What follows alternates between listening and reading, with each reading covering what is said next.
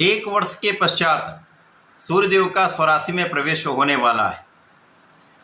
प्रिय दर्शकों, 17 अगस्त को सूर्यदेव राशि परिवर्तन करके सिंह राशि में प्रवेश करने वाले हैं, जो उनकी स्वयं की राशि है। इस प्रकार से सूर्यदेव महाबलवान हो रहे हैं। जब भी कोई ग्रह स्वराशि का होता है अथवा उच्च राशि में जाता है तो उसके बल में, उसके प्रभाव में, उसकी क्षमता में, उसके सामर्थ्य में कई गुना वृद्धि हो जाती। वो ग्रह निश्चित रूप से अत्यंत सकारात्मक हो जाता था। बलशाली ग्रह अपना संपूर्ण प्रभाव समस्त राशि के जातकों को प्रदान करने लगता है। सूर्य जो नवग्रहों में राजा है, राजा के समान ही इनका कर्तव्य है, उत्तरदायित्व है, क्षमता है, प्रभाव है, एक विशेष आभा मंडल है जिसके समक्ष समस्त ग्रहों का प्रभाव निर्बल हो जाता है, वो ग्रह अस्त हो जाता है। सूर्यदेव की प्रथम किरण से ही इस संपूर्ण जीव जगत में प्राण का संचार हो जाता है, प्रकाश का प्रवाह हो जाता है।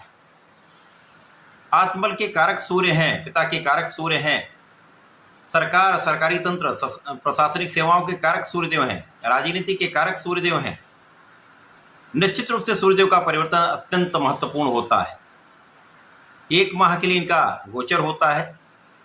इस प्रकार से 17 अगस्त को जब ये राशि परिवर्तन करके स्वराशि में जाएंगे तो वहाँ पर बलवान तो होंगे, परंतु ये राहु की सीधी दृष्टि के प्रभाव में भी होंगे, जिसके कारण प्रबल ग्रहण दोष लगेगा।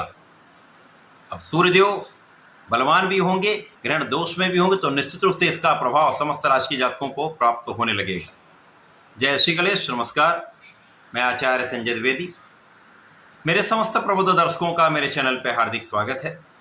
प्रिय दर्शकों, आज मैं कन्या राशि के लिए सूर्य के इस राशि परिवर्तन का, सूर्य के स्वराशि में बलवान स्थिति का तथा ग्रहण दोष का किस प्रकार का प्रभाव प्राप्त होने वाला है, किन भावों की प्रबलता होगी, समय में आपको लाभ मिलेगा अथवा कहीं पर समस्या हो सकती है, संपूर्ण विश्लेषण मैं पूर्ण तर्क के साथ करने जा रहा हूं। प्रिय दर्शकों, इस राशिफल को आप अपने लग्न तथा राशि दोनों के अनुसार देख सकते हैं।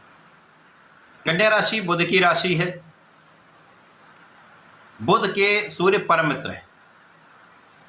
कन्या राशि के लिए सूर्यदेव का ये गोचर आपके 12वें भाव में प्रारंभ होने वाला है। 12वां भाव त्रिक भाव है, निर्बलता का भाव है। ये भाव डेप्रिशिएट करता है, व्यय का भाव है, एक्सपेंसेस का भाव है।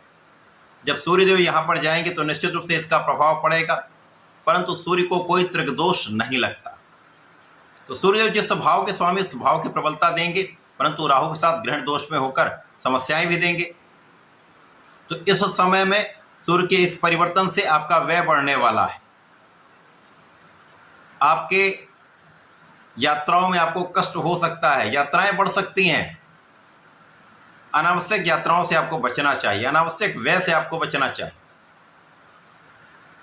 परंतु इस समय में यदि आप किसी कानूनी समस्या में हैं, कोई केस चल रहा है, तो वहां पर आप विजयी अवश्य होंगे। इसी प्रकार से इस समय में आपके रोगों पर आपका पूर्ण नियंत्रण होगा, स्वास्थ्य समस्याएं कम से कम होंगी तथा यहां पर शत्रुओं का विनाश निश्चित रूप से होगा।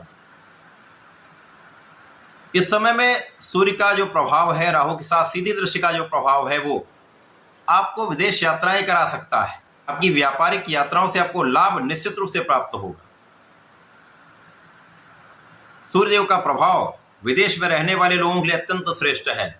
जब आपके पद में वृद्धि हो सकती है, आपके लाभ में वृद्धि हो सकती है तथा आप एक अच्छा लाभ यहां पर प्राप्त करने वाले हैं।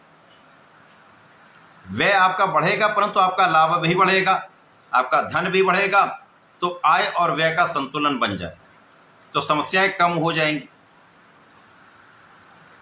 यहां पर जो लोग ऋण लेने के प्रयास में हैं, व्यापारिक लोन चाह रहे हैं, उनका काम बनने वाला है। यदि आप सरकारी संस्थाओं से या अच्छी संस्थाओं से ऋण लेने का प्रयास करेंगे तो वहां पर आपका काम निश्चित रूप से बनेगा। आपके लाभ में तो वृद्धि होगी, आपके धन में तो वृद्धि होगी, परंतु यहां पर परिवार के बीच में कहीं ना कहीं कुछ क्लेश की संभावना भी दिखती है। इस समय में परिवार के बीच में सामंजस्य बनाकर आपको चलना चाहिए। बोलने से पहले सोच विचार कर लें। आपके आंखों से संबंधित समस्याएं हो सकती हैं। बहुत बड़े रोग नहीं होंगे, लेकिन छोटे मोटे समस्याएं, छोटे मोटे रोग हो सकते हैं। यहां आपको ध्यान रखने की आवश्यकता है। सिरदर्द, तनाव तथा आंख का रोग कहीं न कहीं कुछ समय के लिए आपको कष्ट दे सकता है। सावधान रहेंगे, ध्यान रखें तो समस्याएं कम रहेंगी। कुछ उपाय कर लेंगे तो समस्याएं ना के बराबर होंगी। अब क्योंकि षष्टम भाव में राहु का गोचर चल रहा, राहु भी यहाँ पर अच्छा प्रभाव देते हैं, तो इस समय में राहु का प्रभाव आपको आपके कार्य क्षेत्र में प्रगति अवश्य कराएगा, क्योंकि सूर्य का प्रभाव आ जाएगा। और राहु और सूर्य का जब भी प्रभाव होता तो व्यक्ति बहुत कूटनीतिज्ञ हो जाता है। तो आप अपने कार्य क्षेत्र में येन केन के कारण लाभ तो अवश्य प्राप्त करेंगे, आप समस्याओं का निस्तारण अवश्य कर पाएंगे, परंतु आपको अपने कार्य क्षेत्र में, अपने व्यापारिक क्षेत्र में तथा आपके प्रोफेशन में किसी बाहरी व्यक्ति का इंटरफेरेंस बिल्कुल भी नहीं करवाना चाहिए। कोई बाहरी व्यक्ति आपको भटका सकता है, कोई बाहरी व्यक्ति आपको भ्रमित कर सकता है, जिससे आपको हानि का योग बन सकता है। हानि की संभावना यहां पर बढ़ जाती है। अतः अपने मन मस्तिष्क पर विश्वास करें, अपने बुद्धि बल पर विश्वास करें, अपने नेतृत्व की क्षमता पर विश्वास करें, अपने आत्मबल पर विश्वास करें। कुछ कष्ट की संभावना भी है, आपको सावधान भी रहना चाहिए तथा इस समय का उपयोग करने के लिए गणपति की आराधना करनी चाहिए। संकटनाशन गणेश स्तोत्रम का पाठ करें तथा सूर्यदेव को जल देंगे तो विशेष लाभ प्राप्त हो। तो ऐसा करके इसका उपयोग करें, लाभ लें। धन्यवाद, नमस्कार।